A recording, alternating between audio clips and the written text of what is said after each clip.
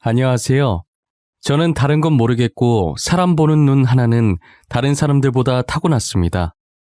그래서 늘 학창시절과 직장 생활을 하며 쓰레기 같은 인간들을 피해 다녔다며 자부심을 가졌었어요.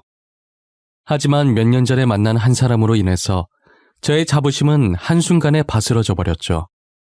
이제껏 살면서 인간관계 때문에 이렇게까지 스트레스 받은 적이 단 한 번도 없었거든요. 이 사람 때문에 몇 년간 저는 지옥에서 사는 거나 마찬가지였습니다.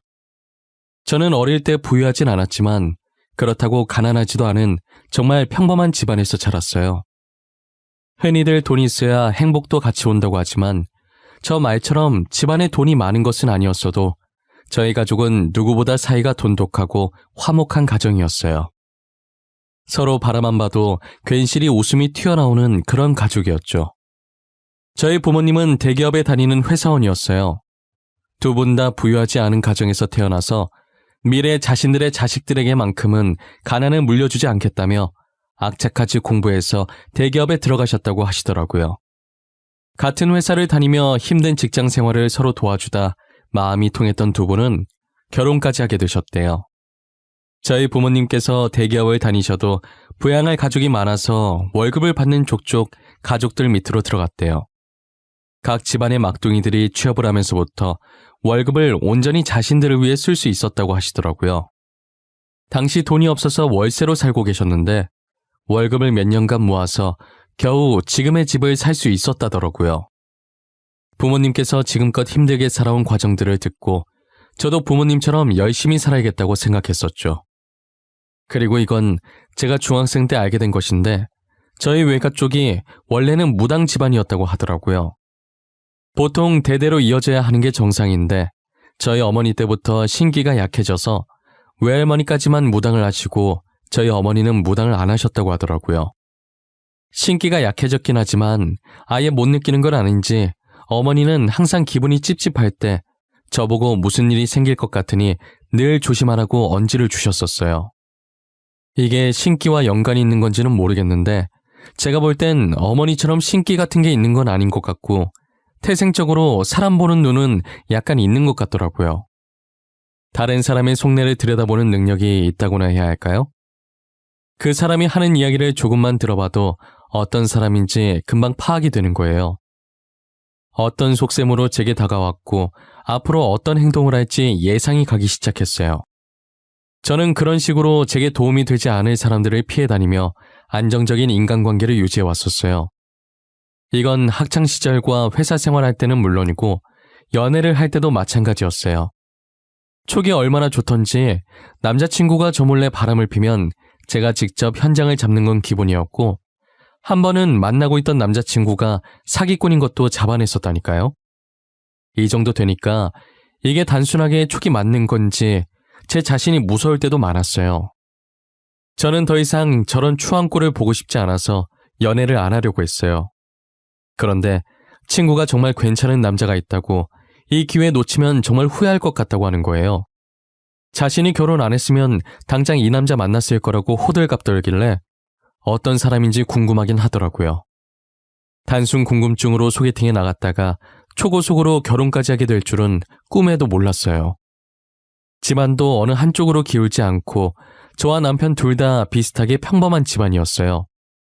외동아들이라길래 오냐오냐 자라서 자기밖에 모를 거라는 편견이 있었는데 제가 생각했던 것과 다르게 배려심도 많고 저를 엄청 챙겨주더라고요. 아마 남편과 결혼하게 된 이유도 항상 저를 먼저 생각해주는 마음이 있었던 것 같아요. 결혼한 지 몇 년이 흐른 지금도 남편은 여전히 무슨 일이 생기든 늘 저부터 생각해주거든요. 저는 남편과 단기간에 사랑에 빠졌고 만난 지 6개월 만에 소중한 생명이 찾아왔어요. 처음 임신 사실을 알곤 겁이 나서 남편에게 말도 못하고 혼자서 끙끙 앓으며 남편도 멀리했었어요. 남편은 계속 자신을 멀리하는 제 반응에 벌써 저희에게 권태기가 왔다고 생각을 했었대요. 제가 임신을 했을 거라는 것을 정말 생각하지 못했고 어떻게 하면 권태기를 이겨낼 수 있을까라는 생각밖에 안 했다고 하더라고요. 남편에게 사실대로 임신을 했다고 털어놨을 때 자신한테 질린 게 아니라서 다행이라고 안심했대요. 그리고 늘 배려했던 사람인지라 먼저 제 의사부터 물었죠. 수연아, 너는 어떻게 하고 싶어? 난 너가 어떤 선택을 하든 다 받아들일 거야. 낳고 싶다고 하면 책임질 거고 수술하고 싶다고 하면 그 의견도 존중해 줄 거야. 난 우리가 만난 지 이제 6개월밖에 안 됐는데 잘 살 수 있을까 싶기도 하고 지금 너무 걱정부터 앞서서 잘 모르겠어. 오빠는 어떻게 했으면 좋겠어? 내 솔직한 심정은 너와 아이 둘 다 책임지고 싶어. 책임질 능력도 되고. 연애 기간이 짧아서 불안한 거 아는데 나 한 번만 믿고 아이 낳을까 우리? 저는 남편을 믿고 배가 더 부르기 전에 결혼을 한 뒤 아이를 낳기로 결심했어요. 이미 결혼 전 시부모님을 몇 번 뵌 적이 있기 때문에 시댁 걱정도 없었어요. 시부모님이 워낙 저를 딸처럼 잘 챙겨주셨었거든요. 저희 부모님도 시부모님을 보시곤 사람 좋아 보인다고 다행이라고 하셨었어요.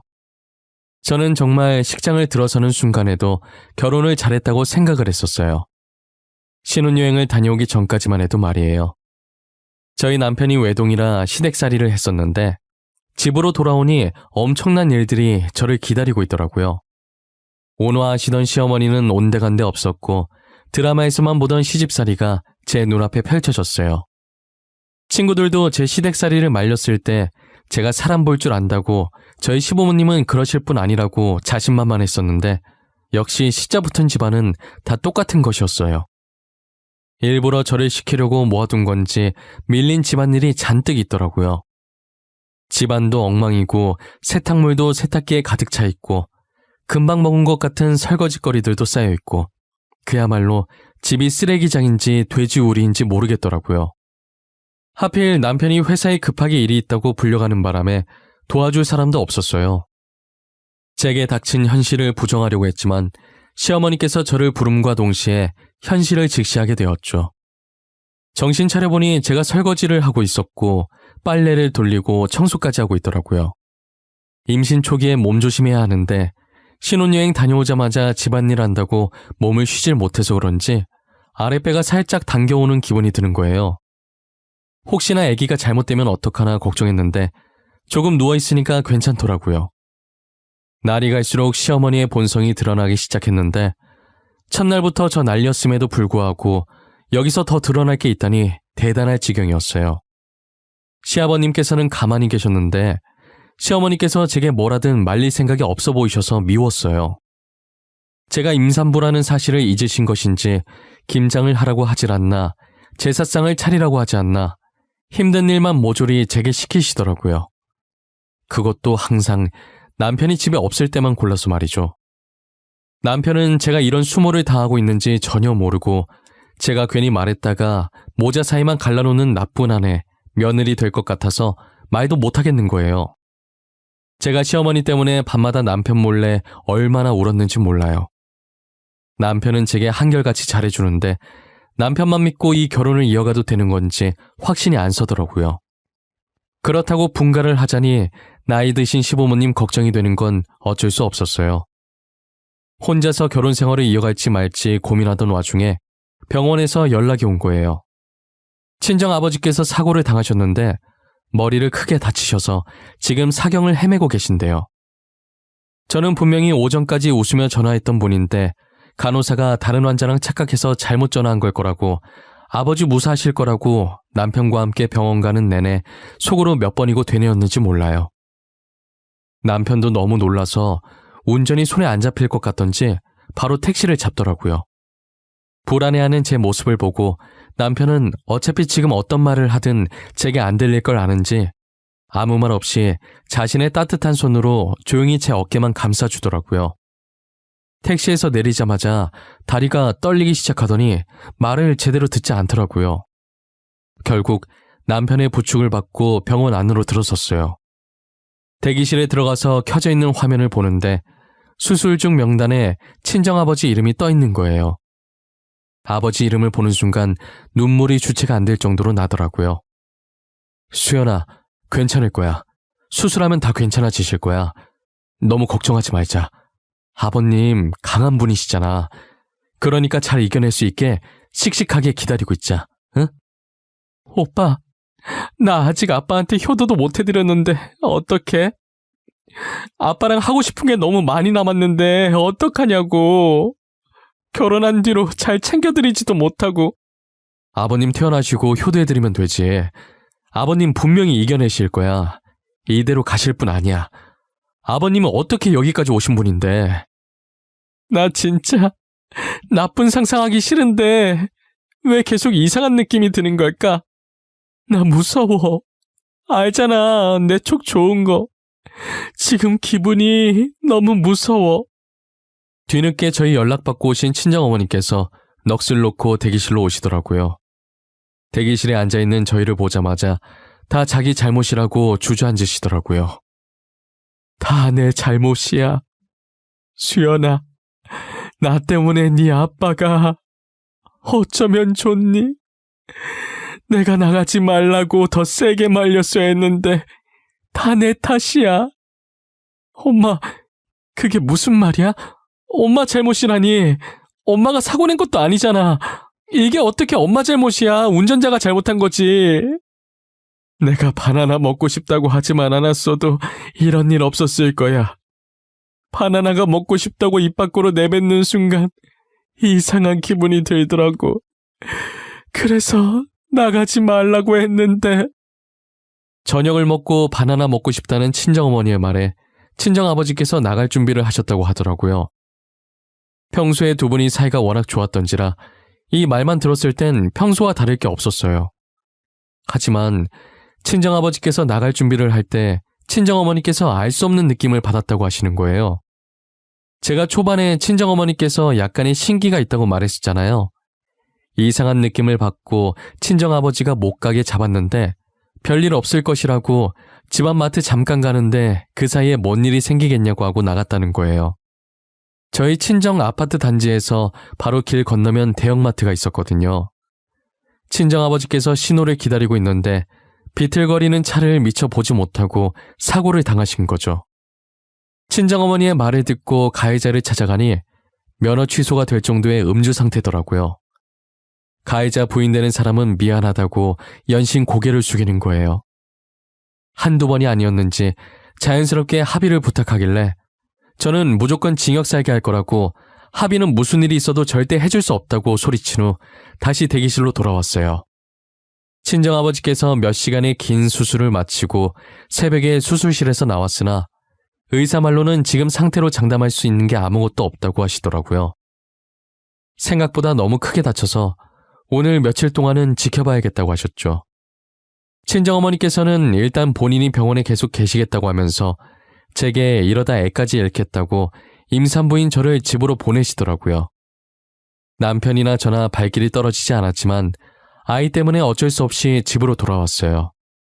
제가 시어머니께 정이 떨어지기 시작한 건 집에 도착하고 나서부터였어요. 남편은 집에 도착하자마자 잠도 2시간밖에 못 잔 채 회사로 출근했고 시어머니께서는 남편이 출근하자마자 친정아버지 안부를 묻긴커녕 아침밥 차려달라고 난리인 거예요. 사돈이 지금 생사를 오가고 있는데 어쩜 저럴 수 있는지 이해가 가질 않더라고요. 저는 끓어오르는 화를 눌러 담고 시부모님 아침밥을 차려줬어요. 씻고 다시 병원으로 갈 생각이었는데 시어머니께서 밥 먹다가 저를 보면서 어디 가냐고 하시더라고요. 친정에 들렀다가 병원으로 가보려고요. 아무래도 짐을 조금 챙겨서 가봐야 할 것 같아서요. 설거지 때문에 그러신 거면 놔두세요. 제가 갔다 와서 할게요. 사돈 어른은 안사돈께서 잘 챙기시겠지? 너 시집간 딸은 출가 외인이다. 이 말도 모르니? 이제 너는 우리 집 식구인데 우리는 안 챙기고 지금 누굴 챙기는 거야? 제가 누굴 챙기다니요. 저희 부모님 챙기는 거죠. 결혼했다고 해서 낳아주신 부모님이 남 되는 건 아니잖아요. 이제는 우리 사람인데 그 사람들이랑은 남이나 마찬가지지. 임신한 애가 집에나 있을 것이지 어딜 나간다는 거야? 너 임신한 것도 거짓말이지? 어머님, 저는 여기 있어도 일만 해요. 언제는 절 임산부 취급이나 해주셨어요? 저 여기 있는 것보다 차라리 나가서 저희 아버지 병간호하는 게 훨씬 마음 편해요. 제가 한 말들 중에 틀린 말이 하나도 없자 시어머니 얼굴이 울그락불그락해지더라고요. 그러더니 말로는 안 될 것 같았는지 들고 있던 숟가락을 놓고 제게 와서 뺨을 내려치시는 거예요. 시아버지께서도 밥 먹다가 놀라셨는지 이게 무슨 짓이냐고 시어머니께 소리를 치셨어요. 저는 욱신거리는 볼을 부여잡고 울면서 방으로 들어갔어요. 친정아버지 병간호 하겠다는 게 도대체 뭐가 그렇게 나쁜 건지 모르겠더라고요. 제가 방으로 들어온 뒤 시부모님께서는 안방으로 들어가는 소리가 들리더니 두 분이 싸우시는 건지 큰 소리가 들려오기 시작하는 거예요. 저는 말릴 힘도 없어서 그대로 울면서 잠들었던 것 같아요. 그러다 등 쪽에서 누가 툭툭 치는 느낌이 들어서 봤더니 시어머니께서 발로 제 등을 치고 계신 거예요. 그러면서 저녁 시간이라고 자기 저녁밥 내놓으라는 게 아니겠어요? 뭐 이쁘다고 정성스럽게 차리나 싶어서 그냥 대충 차려주고 나왔더니 반찬이 이게 뭐냐고 어찌나 난리를 치던지 귀에서 피날 뻔한 거 대꾸할 기운도 없어서 방으로 돌아와 버렸죠. 남편이 퇴근하고 오면 친정아버지 병간호를 갈 생각이었어요. 그런데 퇴근할 시간이 한참 지났는데도 남편이 회사에서 올 생각을 안 하는 거예요. 그래서 전화해봤더니 시어머니께서 임산부 병원에 못 가게 하라고 했다면서 자기가 대신 병원에 병간호하러 왔다고 하는 거예요. 남편을 부르는 친정어머니의 목소리가 들리는 거 보니 정말 병간호하러 간 모양이더라고요. 아직도 그날만 생각하면 남편에게 너무 고마웠어요. 다음 날은 무슨 일이 있어도 제가 직접 가려고 했는데 또 쓰잘데기 없는 일들을 시키시더라고요. 제가 시집 오기 전에도 안 했던 창고 정리를 지금 해야 한다 하질 않나. 찻장에 있는 잔들을 쓰지도 않으면서 당장 다 닦아야 한다 하질 않나. 나중에 해도 될 일들을 지금 바로 하지 않으면 죽는 사람같이 행동해서 어쩔 수 없이 해드렸어요. 결국 하루가 지나고 이틀이 지나도 저는 아버지 병실에 갈 수 없었어요. 남편도 그날 이후로 회사 일이 바빠 야근이 잦아져서 결국은 친정어머니 혼자서 병간호를 다 하셨죠. 그러다 결국 저희에게 일이 터져버리고 말았어요. 어김없이 쓰잘데기 없는 핑계로 일을 시켜서 하고 있었는데 아랫배가 욱신거리기 시작하더라고요. 간혹 그럴 때가 있어서 이번에도 그러다 말겠지 했는데 이게 점점 심해지더니 서 있을 수도 없을 만큼 배가 아파와서 결국 배를 부여잡고 쓰러졌어요. 쓰러지자마자 주머니 속에 있던 전화가 미친 듯이 울리기 시작하는 거예요. 저는 간신히 전화 받고 배가 아프다는 말만 되뇌이다가 그 뒤로는 의식을 잃어서 기억이 나질 않아요. 눈 떠보니 흰 천장에 눈 살짝 부실 정도의 밝은 조명이 보이더라고요. 고개를 살짝 돌려보니 남편이 제 옆에서 아이처럼 울고 있었어요. 오빠, 왜 울고 있어? 걱정했어? 나 괜찮아. 회사는 어쩌고 온 거야. 요즘 일 많아져서 바쁠 텐데. 수연아, 어떡하냐? 우리 진짜 어떡하냐, 수연아. 나도 이렇게 심장이 아픈데 넌 얼마나... 오빠 불안하게 왜 그래? 무슨 일인데 제대로 말 좀 해봐. 아니지? 내가 생각하는 그거 아니지? 어? 울지만 말고 말 좀 해봐. 애기가 우리 곁을 떠났어. 그리고 아버님도 같이 떠나셨어. 우리 애기랑 손잡고 떠나셨어. 우리 진짜 어떡해. 수연아, 수연아. 저는 남편의 말에 충격을 받아서 그대로 의식을 잃었어요. 뱃속에 있던 아기도 떠나보냈는데 거기다 친정아버지까지 떠나보낸 거예요. 제가 쓰러질 때 전화 왔던 게 친정아버지 부고를 제가 알리려고 저희 친정어머니께서 전화하셨던 거예요. 친정어머니는 배 아프다는 제 말에 아이가 잘못될 거라는 걸 직감하고 구급차를 부르려고 했는데 집 주소를 몰라서 남편한테 전화를 했다고 하시더라고요. 시어머니에게 불려다녀 끝끝내 친정아버지 병실에 가보지도 못했고 아이까지 떠나보냈어요. 저는 아직도 그날이 생각나서 시어머니를 저주하고 싶은 마음이 간절히 들어요. 친정아버지 마지막 가시는 모습도 못 본 불효녀가 저 말고 또 있을까요? 지금 이 글을 쓰면서도 다시 그 기억을 끄집어내려고 하니 많이 사무칩니다. 시간을 되돌릴 수 있다면 얼마나 좋을까요? 시어머니께서는 저희 친정아버지 장례식장에 와서도 제 속을 뒤집어 놓으셨어요. 자기가 일 시켜서 유산하게 됐는데 뻔뻔하게 제 멱살을 잡으면서 자기 손주 살려내라고 소리치더라고요. 친정어머니와 남편이 달려와 지금 뭐하는 짓이냐고 시어머니 손을 떼면서 일단락되는 줄 알았는데 그 자리에 주저앉으면서 장례식장 떠나가라 우시는 게 아니겠어요? 조문 온 사람들이 다 저희 쪽으로 쳐다보니까 결국 남편이 시어머니를 밖으로 끌어냈어요. 장례식이 끝나고도 시부모 잘못 만나 꼬이기 시작한 제 인생이 안타까워서 눈물이 멈추질 않더라고요. 솔직한 심정으로는 그 당시에 모든 걸 다 포기하고 친정아버지 곁으로 가려고 했었어요. 친정아버지도 잃고 소중한 제 아이도 잃었는데 과연 제가 계속 살고 싶은 마음이 있었을까요?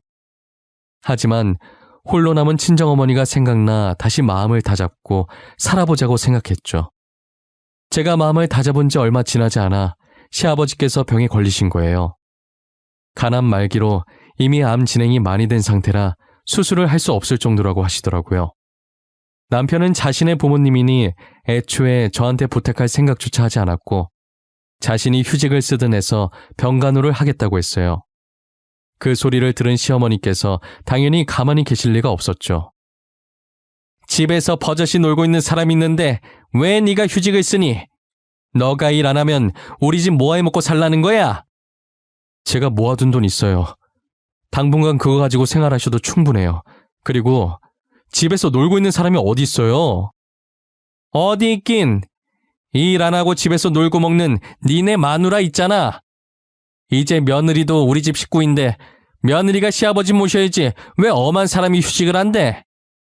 어머니, 집사람 임신했다는 핑계로 장인어른 병간호 못하게 해놓고 지금 남의 아버지 병간호를 시키겠다고요? 말이 되는 소리를 하세요. 그리고 어머님, 제가 집에서 논다고요? 저 이 집에 시집 와서 단 한 번도 놀아본 적 없어요. 제가 유산한 건 어머님 때문이에요. 알아요? 그날도 괜히 안 해도 될 일을 시켜서 그렇게 된 거잖아요. 시어머니께서 저를 계속 집에서 아무것도 안 하는 식충이 취급을 하길래 저도 화가 난 나머지 이때까지 시어머니께 겪었던 수모들을 남편에게 말하기 시작했어요. 제가 말을 하면 할수록 남편의 표정이 점점 굳어가더라고요. 남편에게 전화해서 임산부 병원 못 가게 하라고 한 것도 일부러 친정아버지 병간호 못하게 하려고 그런 것이었다고 하자 남편은 경멸에 가득 찬 눈으로 시어머니를 쳐다봤어요. 시어머니 얼굴은 하얗게 질려서 흔들리는 눈으로 딴 곳만 쳐다보고 계시더라고요. 어머니 제정신이에요? 사람이 어떻게 그래요? 어머니 원래 그런 사람이었어요? 저희 연애할 땐 수연이 딸처럼 잘해주시더니 다 연기하신 거였냐고요? 아들아, 내 말도 좀 들어보거라. 이거 다 오해야, 어? 내가 딸은 출가 외인이라는 말을 한 건 맞는데 듣기 싫어요. 집사람 아끼는 마음이 걱정돼서 그러신 줄 알았는데 일부러 못 가게 하신 거였어요? 나중에 장인어른 얼굴 어떻게 보려고 이래요?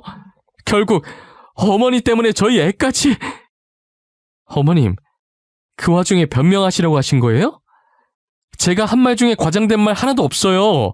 그리고 저희 애 어머님께서 그렇게 만들어 놓고 장례식에서 어쩜 그렇게 뻔뻔하게 저한테 그러세요? 그럼 아버님 장례식에 와서 손주 살려내라고 소리 지르던 것도 다 연기였어요? 저 이제 어머니가 무서워요.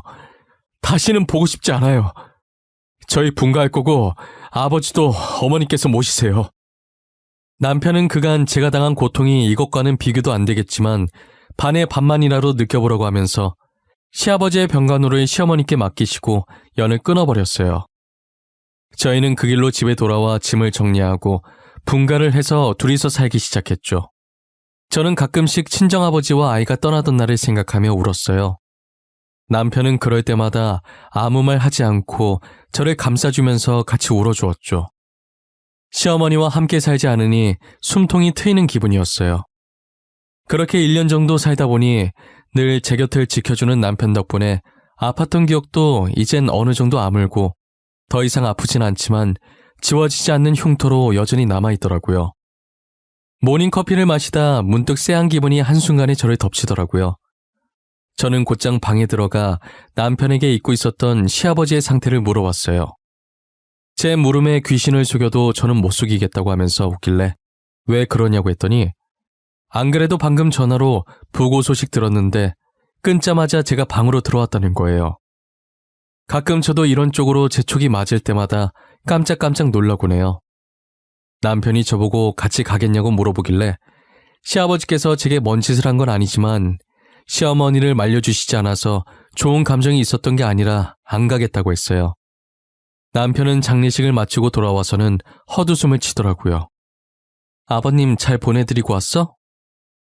뭐야? 거기서 무슨 일이 있었어? 왜 혼자서 헛웃음을 치고 있어? 아버지 사망보험금 있잖아.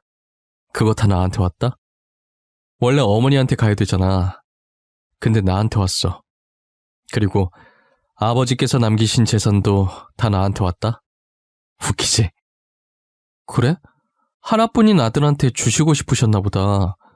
어머님이랑 아버님도 사이가 안 좋으셨나 봐? 그러니까 어머님한테는 하나도 안 남기고 오빠한테 주셨겠지. 아버지께서 나랑 너한테 편지 남기셨거든? 나한테 주신 편지 읽어보는데 가관이더라. 여기 수연이 너한테 남긴 편지도 있어. 읽어봐. 남편이 제게 건넨 건 시아버지께서 돌아가시기 전에 저희에게 남긴 편지셨어요.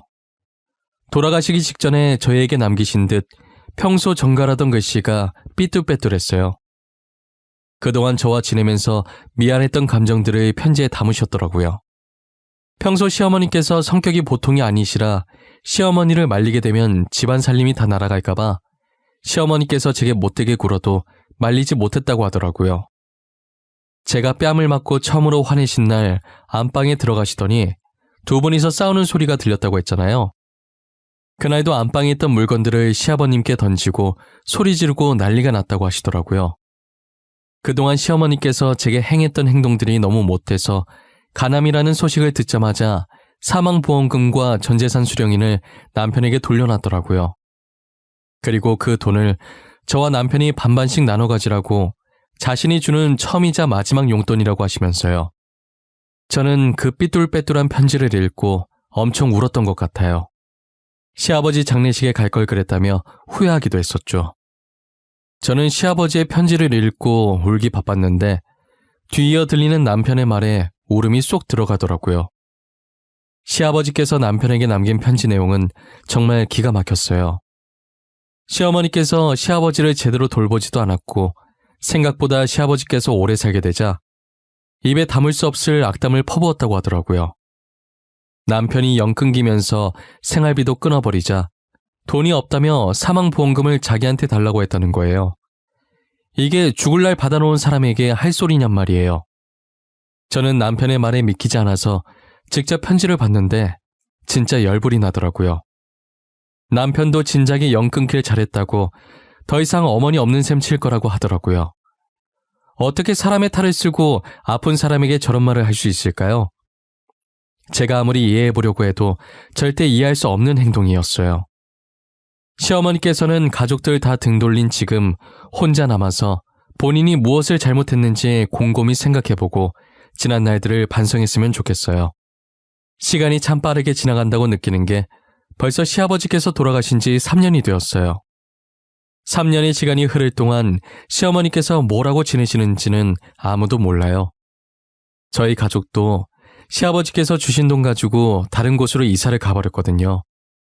현재 저희 부부는 친정어머니를 모시고 3명이서 살고 있어요. 고맙게도 남편이 먼저 같이 사는 게 어떻겠냐고 제안을 하더라고요.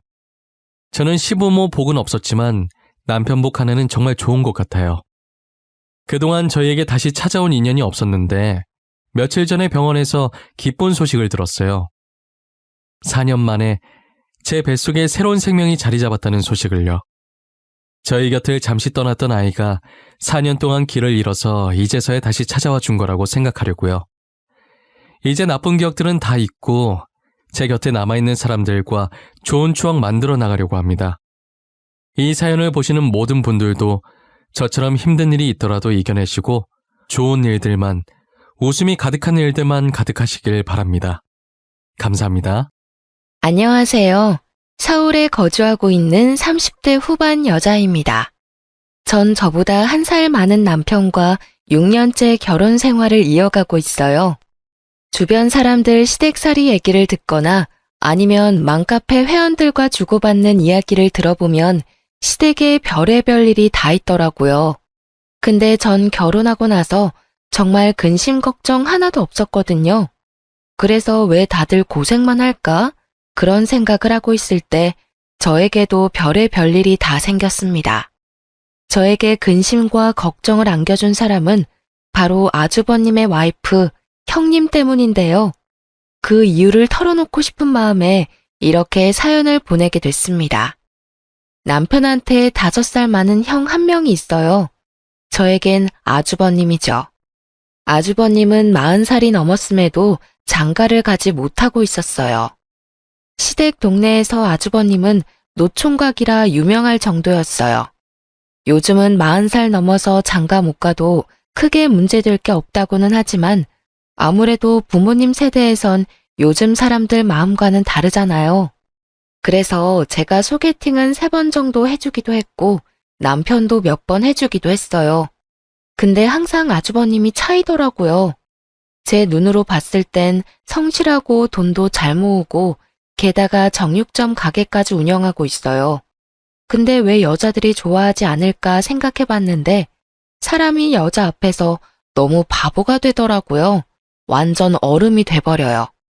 그래서 아주버님도 결혼을 포기하려고 할 때 마지막으로 주선 자리에 나가게 됐어요. 정육점 단골 손님이 마련한 자리였는데요. 주선 상대는 아주버님보다 10살이나 어린 여자였는데요. 아담하고 귀여운 스타일이더라고요. 다행히 그 여자분도 아주버님이 마음에 들었나 봐요. 그렇게 3번 정도 데이트하고 아주버님이 이 여자를 놓치고 싶지 않아 바로 청혼을 했다고 합니다. 그렇게 저에게 어린 형님이 생겼어요. 아무리 저보다 어리다고 해도 형님 대우를 똑바로 해야 되겠다 싶어 제가 먼저 다가가고 친한 척을 했어요. 저도 저지만 형님도 나이 많은 동서 대하는 게 당연히 어려울 거잖아요. 제가 먼저 다가간 덕분에 형님도 저한테 쉽게 다가올 수 있었어요. 형님이 저희 가족이 된 이후 초반엔 정말 저한테 잘해주고 시댁 일도 먼저 나서서 하더라고요. 형님이 생긴 덕분에 제가 시댁에서 할 일이 반이나 줄어서 편했어요. 근데 시간이 지나면 지날수록 형님이 점점 변해가는 게 보였어요. 모든 일에 나서고 열심히 하던 형님은 180도 다른 사람이 돼버렸어요. 가족들과 있을 땐 본인이 직접 일을 다 하는 척하지만 저와 단둘이 있을 땐 일 하나도 하지 않더라고요. 오히려 저한테 설거지, 장보기, 음식 만들기 등 다 시키더라고요.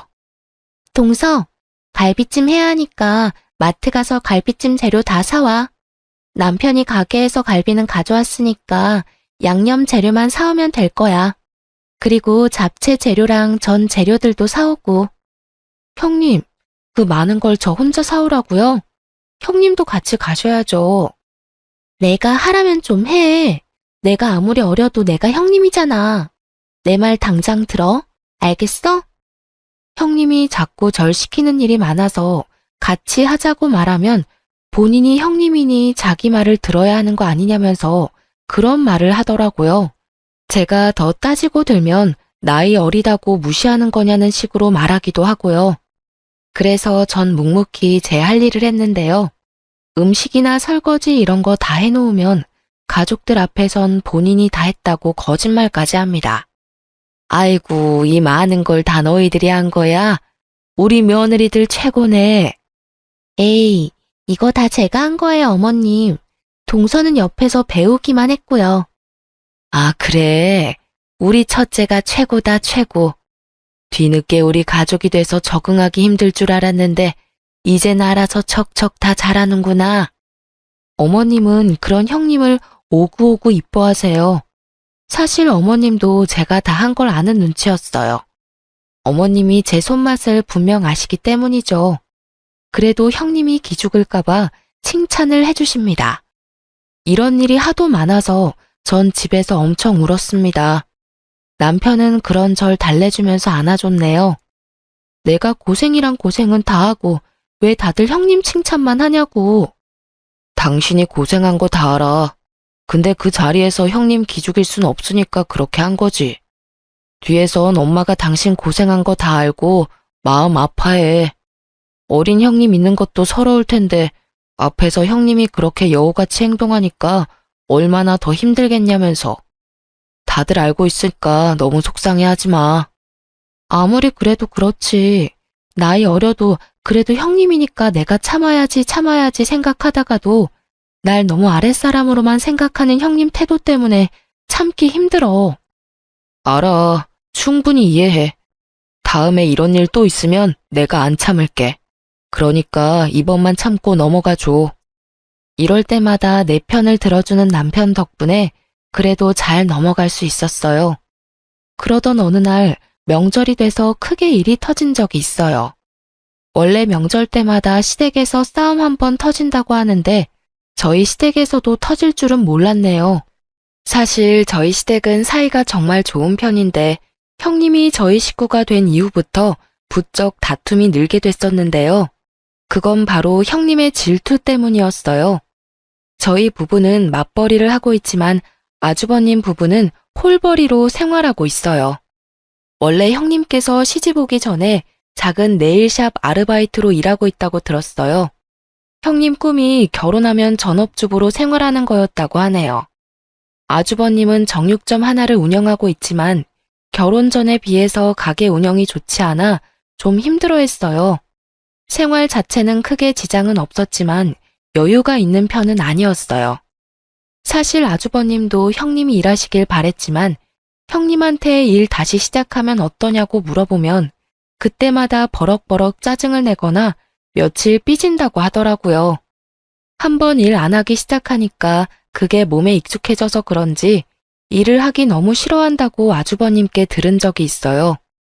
반면 저희 부부는 맞벌이로 생활하기도 하고 저와 남편 모두 벌이가 좋은 편이라 저축도 많이 하는 편이고 그 외에 남는 돈도 많아서 여유가 있어요. 그래서 명절이나 어버이날 같은 경우 저희는 시부모님과 친정 부모님께 항상 아낌없이 드리는 편이에요. 형님이 시집 오기 전부터 그렇게 꾸준히 해왔었고요. 언제 한번 설날에 있었던 일이었어요. 저희 부부는 설날이기도 해서 시아버님과 시어머님께 각각 용돈 30만 원씩 드렸어요. 이 말고도 가볍게 입을 수 있는 커플 셔츠 하나씩 사서 갔었습니다. 반면 아주버님 부부는 사과 한 박스를 사서 왔었는데요. 저희가 가지고 온 선물에 비해서 형님은 본인이 가져온 선물이 별게 없다고 느꼈는지 표정이 너무 안 좋아지시더라고요.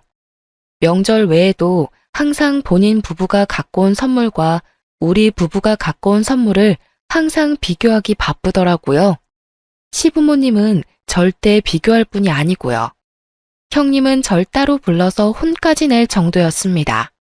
동서, 어머님 아버님께 돈 드렸어? 얼마? 각각 30만 원씩 드렸어요. 왜요? 동서, 나 엿먹이려고 일부러 그러는 거지? 그렇지. 그게 무슨 말씀이세요? 우리 부부는 항상 과일 세트 이런 것만 가져오는데 동선의 부부는 용돈이며 명품 옷이며 이것저것 알차게 챙겨오잖아. 우리 부부 형편 뻔히 알면 우리 수준에 맞춰서 좀 적게 가져와야 하는 거 아니야? 알고도 이렇게 가져온 거면 동서 정말 나쁜 건데. 형님, 시부모님께 드리는 건데 왜 형님의 형편을 생각해야 하는 거예요? 원래 형님이 오시기 전부터 용돈은 꼬박꼬박 챙겨드리고 있었어요. 내가 비교당할 거라는 생각 안 해봤어? 어머님이 티를 안 내시는 것뿐이지 속으로 얼마나 비교하시겠어. 형님, 어머님 그러실 분 절대 아니에요. 그리고 어머님이 워낙 과일 좋아하시는 분이라 저한테 형님 칭찬 엄청 하시고요. 나 생각해서 과일 챙겨주는 형님이 너무 이쁘다면서요. 가식 전에 속으로는 날 얼마나 하고 있을 거야. 말이 너무 지나치세요. 말 좀 가려가면서 하세요, 형님. 뭐야? 지금 나한테 대드는 거야? 어? 이런 식으로 형님이 절 잡는 날이 많았어요. 본인이 조금이라도 기죽는다 싶으면 제 기를 죽이려고 엄청 애를 쓰시더라고요. 그래서 그런 형님 때문에 스트레스가 이만저만 아니었는데 그런 형님의 모습을 시어머님께서 알게 됐었는데요. 이게 무슨 소란이야? 첫째야, 너 지금 둘째한테 뭐 하는 짓이니? 어머님. 아니, 좋은 날에 가족끼리 모인 자리에서 왜 둘째 기를 죽이고 그래? 무슨 일인데 그래? 어머님께서 형님이 저한테 한 소리 하는 현장을 목격하셨어요. 어머님의 언성이 높아지자 방 안에 있던 아버님, 아주버님, 남편 모두 거실로 나오게 됐는데요. 어머님이 처음으로 자신한테 언성을 높이자 형님이 몹시 당황한 눈치였어요. 좀 그렇잖아요. 동서는 어머님, 아버님께 꼬박꼬박 용돈 챙겨주고 있는데 저만 꼴랑 사과 한 박스 이렇게 챙겨주고 그러는 게 속상했어요. 동서가 눈치 없이 이렇게 행동하는 게 얄미워서 그랬어요. 넌 어쩜 철이 없어도 이렇게 철이 없을 수가 있어? 난 물건으로 사람 평가하고 그러는 거 절대 없다. 근데 넌 왜 물건으로 사람을 평가하니? 왜 선물로 등급을 매기려고 하냐 이 말이야. 난 너가 나 하나라도 챙겨주려고 하는 모습이 이뻤어. 근데 너가 이렇게 값어치로 선물에 등급을 매길 거라는 생각 전혀 못했다. 어머님 진짜 너무하시네요. 왜 저한테만 그러세요? 솔직해져 보세요. 속으로는 저 엄청 밉고 싫으셨잖아요. 명절이면 이것저것 챙겨주지 못할 망정 고작 과일 세트 하나만 덜렁 가져온 게 쪽팔리고 싫으셨을 거잖아요. 넌 형님 될 자격이 안 된다, 안 돼. 너 이제까지 작은 애한테 그렇게 해왔던 거니? 앞으로 너가 동서한테 형님이라 불러야 되겠다. 배울 게 너무 많아. 작은 애는 오히려 너 칭찬하고 있는데 왜 넌 작은 애를 못 잡아먹어서 안달이니?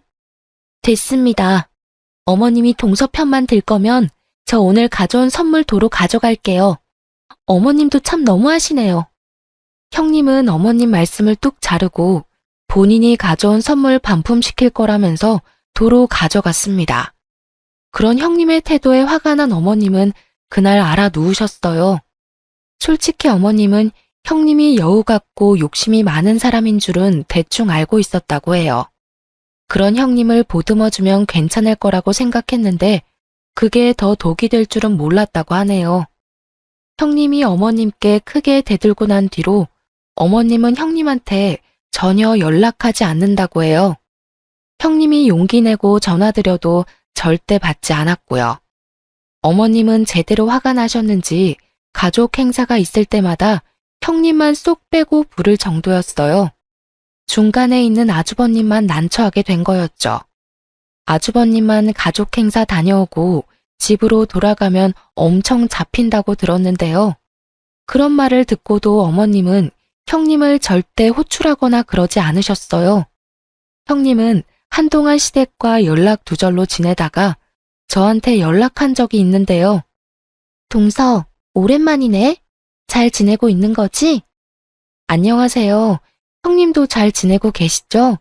저야 뭐 똑같이 지내고 있어요.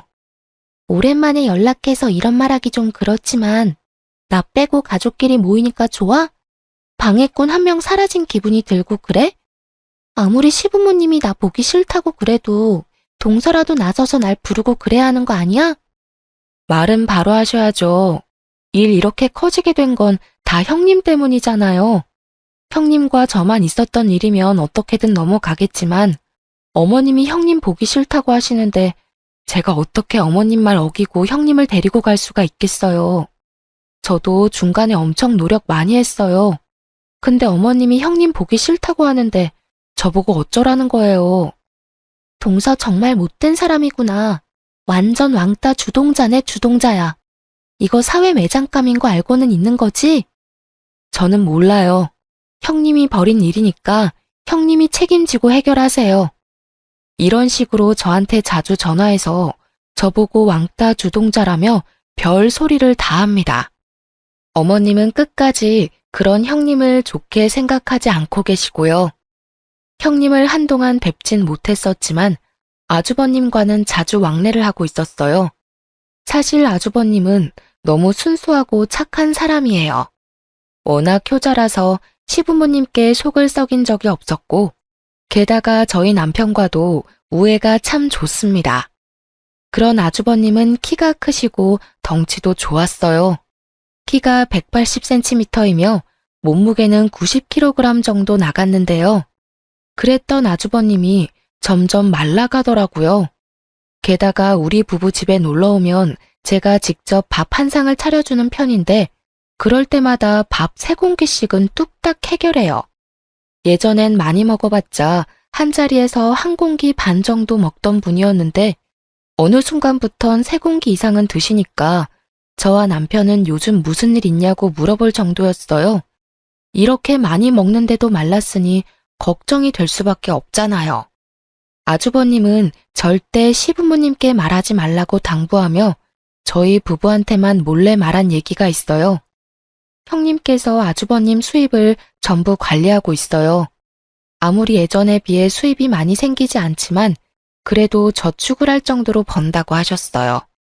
근데 형님 씀씀이를 보면 절대 돈을 모을 수 없다고 해요.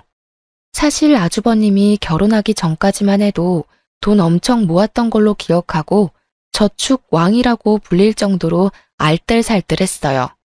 게다가 저희 부부보다 시부모님께 용돈을 많이 드린 분이었고요. 근데 형님과 결혼한 이후부턴 시부모님께 용돈을 단 한 번도 드린 적이 없을 정도로 힘들게 살고 있다고 합니다. 형님은 아주버님이 번 돈으로 본인을 위해서 쓰기 바빴다고 하는데요. 특히 일주일에 한 번씩은 꼭 비싼 네일 아트를 받는다고 해요. 얘기 들어보니 형님이 네일 받는 곳이 유명인들이 많이 다니는 네일샵이더라고요. 게다가 유명한 마사지샵도 한두 달에 한 번씩은 꼭 간다고 합니다. 에휴, 나 지난달에는 대출까지 받아서 그 사람 성형까지 시켜줬다. 내가 와이프를 데리고 사는 건지 사춘기 딸내미를 데리고 사는 건지 이젠 모르겠다 정말로. 형, 제발 정신 차려. 제발 이혼 좀 해, 이혼. 이러다가 형 인생 망하게 생겼어. 이 사실 엄마가 알기라도 해봐. 그럼 우리 집 난리다 정말. 한동안 시부모님과 저희 부부를 안 보고 살던 형님은 결국 아주버님이 대출받은 돈으로 성형까지 했다고 합니다. 마음 약한 아주버님은 형님의 말을 그대로 따랐다고 하네요. 그런 아주버님은 저희 부부 앞에서 눈물을 보이고 말았습니다. 그동안 너무 힘들었고 이 얘기를 할 곳이 없어서 답답해서 미치는 줄 알았다면서요. 이날 아주버님께 제가 직접 만든 양념게장과 겉절이 등등 여러 반찬들을 한가득 싸서 보냈습니다. 아주버님은 저한테 너무 고맙다며 눈물을 보이더라고요. 앞으로 이런 일 있을 때마다 혼자 힘들어하지 말고 저희 집에 오라고 말했습니다. 형님은 본인 가꾸는데 최선을 다할 뿐 집안일을 절대 하지 않고 게다가 아주버님이 퇴근하고 집에 오면 절대 밥을 차려주지 않는다고 하네요. 그 말을 듣고 제가 반찬을 한가득 싸서 보내게 됐습니다. 근데 며칠 뒤 아주버님께 급하게 전화가 온 적이 있었어요. 그 이유는 바로 시어머님이 이 모든 사실을 알게 되었기 때문인데요. 그렇게 저희 부부는 아주버님의 연락을 받고 시부모님 댁으로 갔습니다. 시부모님 댁에 도착하니 어머님께서 형님의 머리채를 잡고 있었어요. 너무 놀란 저는 이게 무슨 일이냐고 말렸는데요. 어머님, 이 손 놓고 얘기하세요. 이러다가 형님 머리 다 빠지겠어요. 작은 애는 빠져라. 이 독한 년이 우리 큰아들 죽이려고 한다, 죽여. 어머님, 제발 이 손 놓고 말씀하세요. 알겠으니까 제발이요. 제가 사정사정한 끝에 어머님은 형님의 머리채를 놓게 되었는데요. 형님의 표정을 보니 도끼가 가득했어요. 저 표정 좀 봐라.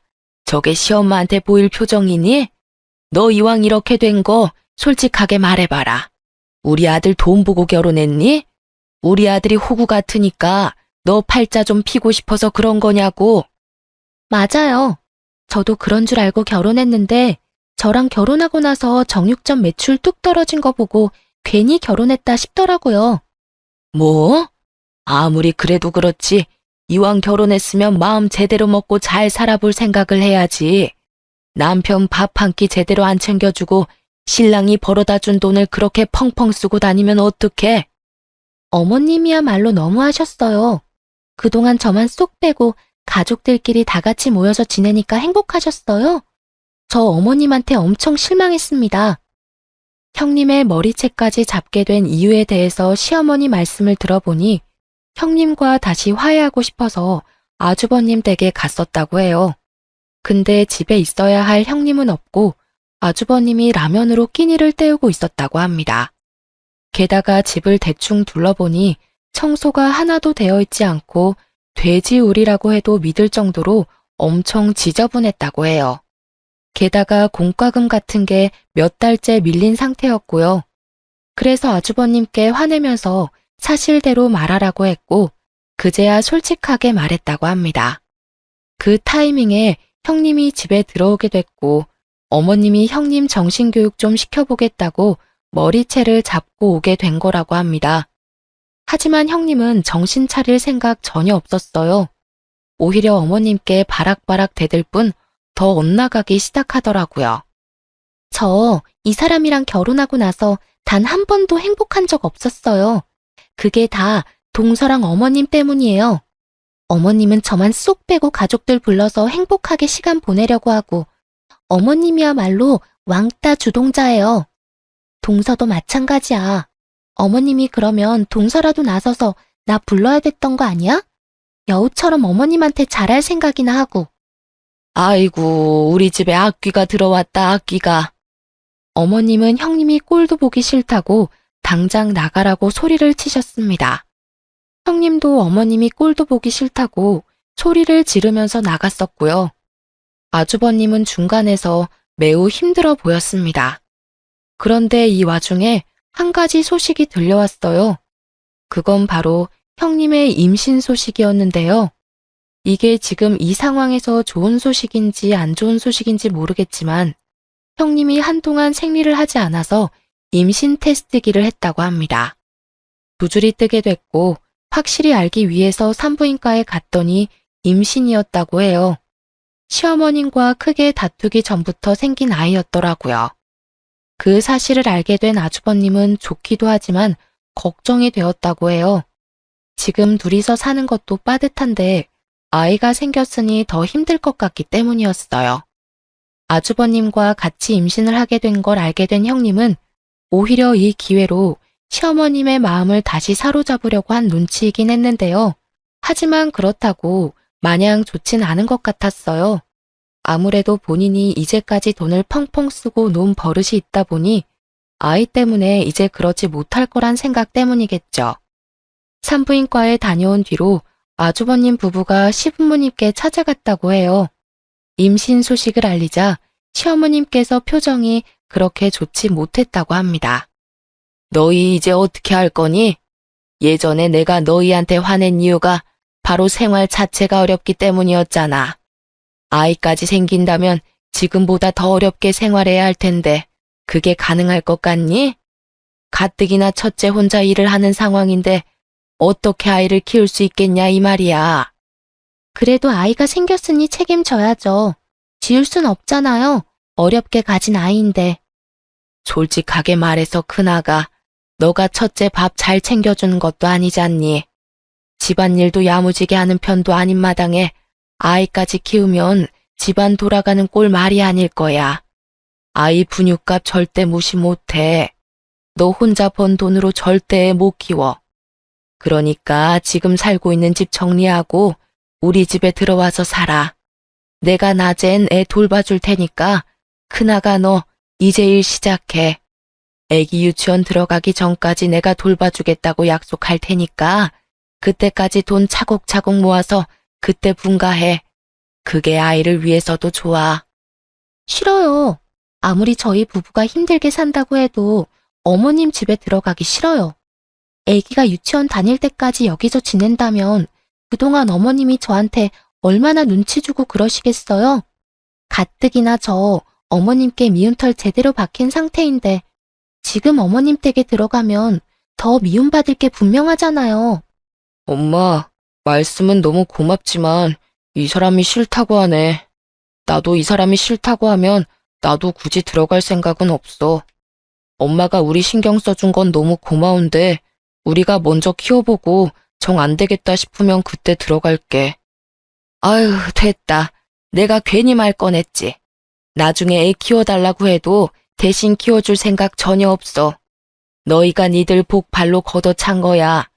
우리 집 장손이라서 잘 좀 챙겨줄 생각이었더니만 네 와이프가 복을 발로 찬다 차.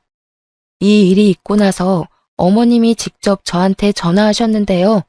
이 모든 상황을 설명해 주시면서 형님 욕을 그렇게 하시더라고요. 단단히 삐진 모양입니다. 잘해보려고 해도 형님 행동을 보면 잘해보고 싶은 마음이 싹 사라진다고 하시네요. 저도 어머님의 말을 듣다 보면 형님이 도대체 왜 이러시나 싶더라고요. 그리고 어머님이 형님 욕을 다 하신 후 갑자기 태몽에 대해 말씀해 주셨어요.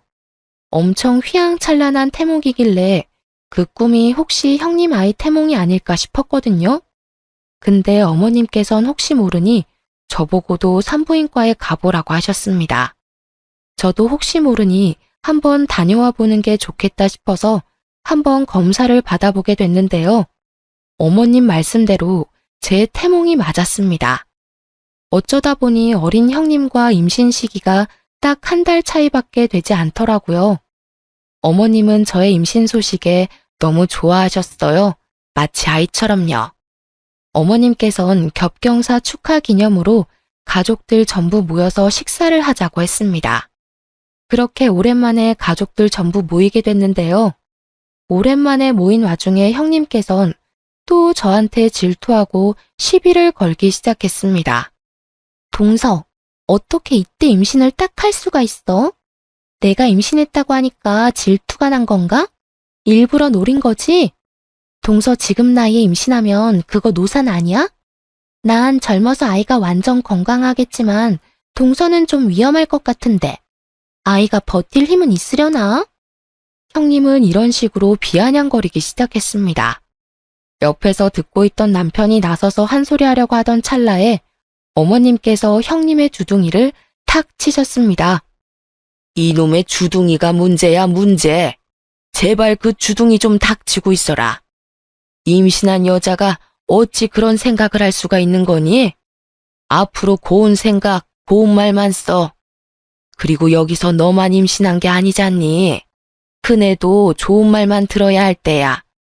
그러니까 같이 임신한 거 서로 의지해 가면서 지내. 알겠어? 제가 틀린 말 한 게 아니잖아요. 동서 가뜩이나 나이 많아서 아이 낳기도 힘들 텐데 전 젊어서 아이 건강하게 잘 낳을 수 있다고요. 둘째가 이제껏 임신 안 하고 싶어서 안 한 게 아니었어. 그리고 젊은 나이에 임신한 거 요즘 그렇게 잘난 일도 아니니까 조용히 좀 해.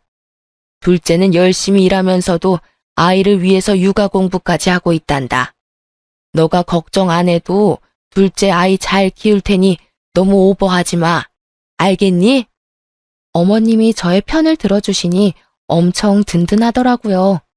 예전에 서운했던 마음이 싹 사라졌는데요. 그리고 어머님께서 식사를 하고 있던 중 저희 두 부부에게 용돈까지 주셨는데요. 아주버님 부부와 저희 부부 모두 놀랬어요. 임신을 이유로 돈까지 주실 줄은 전혀 몰랐거든요. 저희 부부한텐 300만 원, 형님네 부부에겐 500만 원을 주셨는데요. 돈 액수를 보고 또다시 서운한 마음이 확 몰려왔지만 애써 감췄어요. 어머님이 절대 편애할 분이 아니기 때문에 다 이유가 있을 거라고 생각했죠. 아가, 좀 서운하겠지만 아무래도 첫째 내가 혼자 돈을 벌고 있지 않니? 가뜩이나 빠듯한 편일 텐데 아이까지 낳으면 더 힘들 게 뻔하니까 첫째 내는 200만 원 더 넣었다. 아이 낳으면 이걸로 산후조리 잘해. 괜찮아요, 어머님. 저희까지 이렇게 안 챙겨주셔도 되는데 신경 써주셔서 정말 감사합니다. 어머, 어머님 너무 감사해요.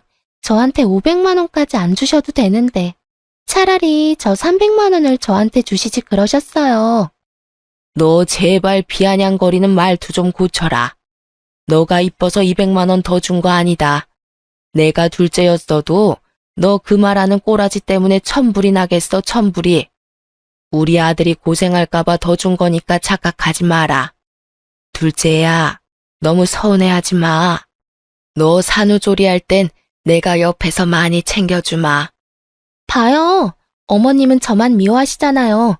맨날 이렇게 편애만 하시고 저 이만 갈래요. 형님은 밥 먹다 말고 집을 나가셨어요. 그 와중에 어머님이 주신 돈 봉투는 야무지게 챙기고 나가셨습니다. 어머님은 그런 형님을 보고 혀를 차셨네요. 아주버님은 그런 형님을 보고 한숨을 내쉬더니 가족들한테 사과를 하고 쪼르르 따라 나가더군요. 그렇게 태교를 열심히 하고 있던 중 갑자기 의문 하나가 생겼어요. 형님의 씀씀이 때문이었는데요. 형님이 자주 네일 받고 마사지를 받는 것쯤은 잘 알고 있었는데 그 전보다 더 심해졌다고 합니다. 아주버님께선 한 달에 300만 원 정도 순이익이 생긴다고 하는데요. 그런데 형님의 씀씀이를 볼 땐 약 200만 원 넘게 쓰는 것 같더라고요. 어머님도 그렇고 저희 부부도 그게 좀 의심스럽더라고요. 남편한테 형님이 좀 이상한 것 같다고 말하니 남편이 솔직하게 말해주더라고요. 사실 내가 형한테 돈을 조금씩 빌려주고 있었어. 20만 원, 30만 원 이런 식으로 빌려줬었는데 그게 벌써 3천만 원이나 돼버렸네. 근데 당신도 알잖아. 우리 형 정말 불쌍한 거. 가뜩이나 혼자 벌고 있는데 형수님이 워낙 씀씀이가 크니까 생활 자체가 안 된다고 하더라고. 나라도 좀 돕고 싶더라고. 뭐라고? 그래도 그렇지. 그렇게 많이 빌려주면 어떡해. 나한테 말이라도 좀 하고 빌려주던가. 아, 앞으로 그렇게 자주 빌려주지 마. 해줄 상황이 오면 꼭 나한테 말하고 빌려줘. 아주버님이 얼마나 힘들게 살고 있는지 저도 충분히 알고 있기 때문에 이번 일은 그냥 덮어두기로 했어요. 그런데 며칠 뒤 형님께서 직접 저한테 찾아온 적이 있었는데요. 이번엔 형님께서 저한테 돈을 빌리기 위해 찾아오게 된 거였더라고요. 아주버님도 모자라서 형님까지 돈을 빌리기 위해 찾아오니 미치겠더군요. 2천만 원이요? 저한테 그 큰 돈이 어딨다고. 동서 돈 많은 거 내가 다 알아. 대기업 다니면서 2천만 원 돈 금방 모았을 거잖아. 게다가 동선의 친정 부자라며. 나 정말 급해서 그래. 딱 한 번만 빌려주면 안 돼? 도대체 그 큰 돈이 왜 필요하신 건데요?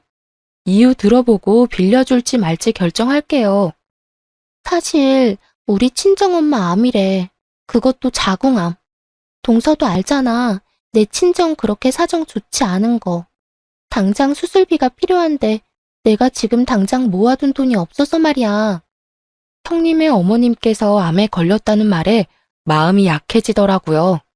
가뜩이나 형님도 임신한 상태라서 신경 쓸 게 한두 가지가 아닐 텐데 그래서 전 마음이 약해져 돈을 빌려주기로 했습니다. 그 대신 차용증을 쓰기로 했어요. 형님은 저한테 정말 잘하겠다고 말하며 그 돈을 덥석 가져갔습니다. 근데 형님이 저한테 돈을 빌려간 다음으로부터 큰 사건이 터지고 말았어요. 형님께 돈을 빌려준 그 당일날 남편한테 형님께 돈을 빌려줬다고 말하며 형님네 친정 어머니가 암에 걸렸다는 사실도 같이 알려줬거든요. 남편은 좀 쎄한 것 같다면서 그 다음날 아주버님께 물어봤다고 해요. 우리 장모님 아주 건강하시지. 며칠 전에는 등산까지 하셨는데 암이랑 완전 거리가 먼 분이셔. 아주버님 말로는 절대 암에 걸릴 뿐이 아니라고 단호하게 말했다고 합니다. 그 사실을 남편이 바로 말해줬고요.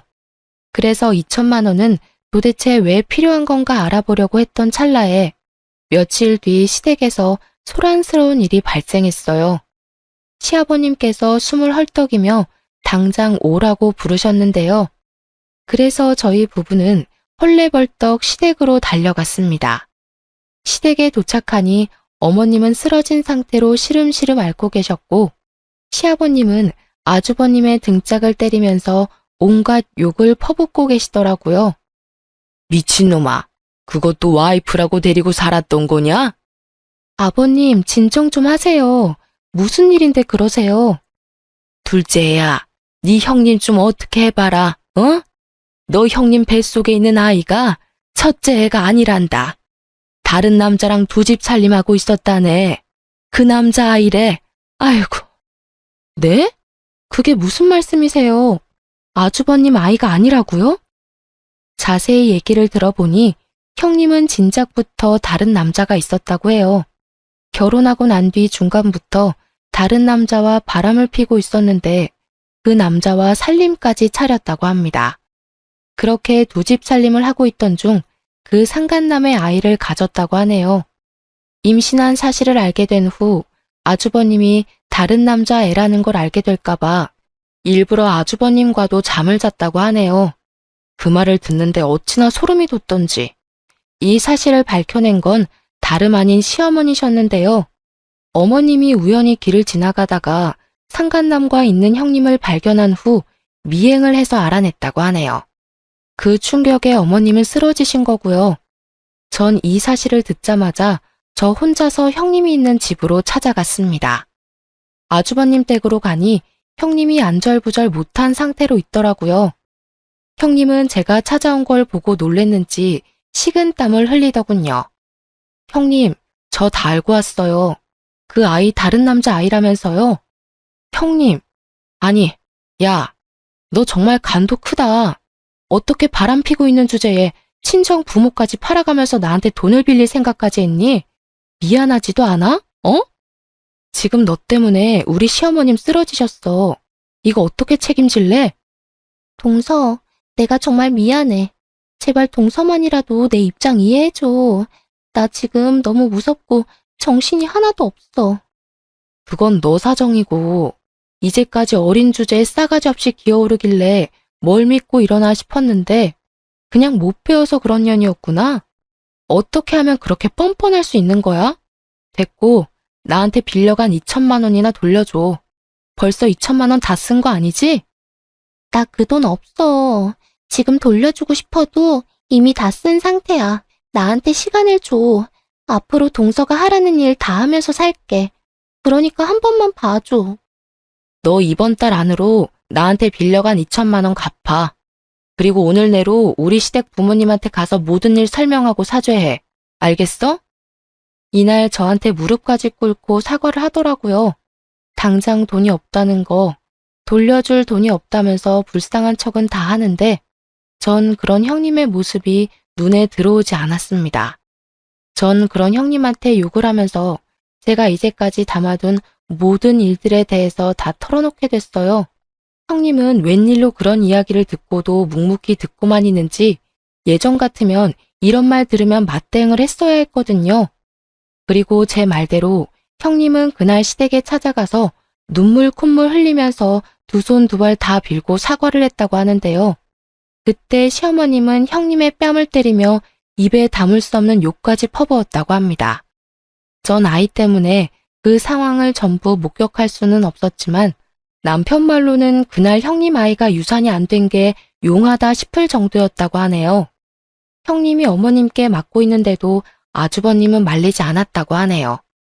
아주버님이 가족 중에서도 제일 큰 피해자인데도 크게 화를 내지 않았다고 합니다.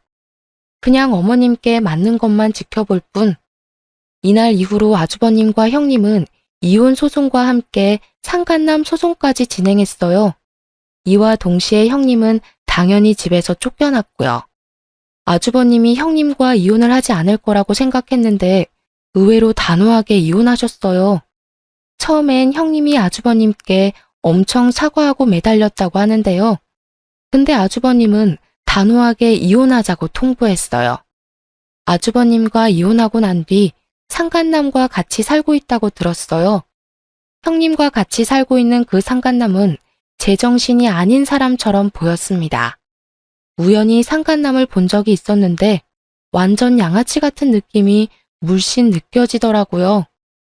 예전에 전적을 들어보니 사기 전과로 한 번 감옥에 다녀온 적이 있다고 하네요. 그런 남자가 뭐가 좋다고 같이 살기까지 할까요? 그 일이 있고 난 이후 6개월 정도가 지났을 무렵 아주버님은 이혼과 상간남 소송이 잘 해결됐어요. 다만 제가 빌려준 2천만 원만 돌려받지 못한 상태였는데요. 제가 만삭일 때라서 아이 낳고 받아야 되겠다 마음먹고 있던 찰나에 형님의 사망 소식이 들려왔어요. 너무 뜬금없이 형님의 사망 소식 연락을 받아서 정말 놀랬었어요. 머리가 멍하더라고요. 알고 보니 형님께서 자연분만으로 출산을 하다가 출산 중 경련이 일어나 돌아가셨다고 하는데요. 형님의 친정 어머니께서 직접 연락을 주셨었어요. 전 그때 임신하고 있던 중이라서 장례식장에 가진 못했었지만 시부모님 그리고 아주버님은 장례식장에 다녀왔어요. 남편 말로는 장례식장에 상간남은 없었다고 하네요. 알고 보니 상간남은 출산을 하던 중 잠수를 탔다고 하네요. 원래 같이 살고 있을 때부터 사이가 좋지 않았는데 아이까지 책임지기 싫은 나머지 형님의 출산 중 도망갔다고 하더라고요. 그런 남자가 뭐가 좋다고 아이까지 낳으려고 했는지 장례식을 마친 후 형님의 친정어머니께서 저희 부부한테 연락을 한 뒤 찾아왔었는데요. 어쩐 일로 오셨어요? 이렇게 갑자기 찾아와서 미안해요. 우리 딸이 그렇게 못된 짓을 하고 다닐 줄은 몰랐어요. 저도 얼마 전에 알게 된 사실이었고요. 딸 아이가 출산하기 전에 저한테 말해주더라고요. 동서한테 2천만 원 빌린 돈이 있다고. 그거 갚아야 하는데 어떻게 갚아야 할지 모르겠다면서요.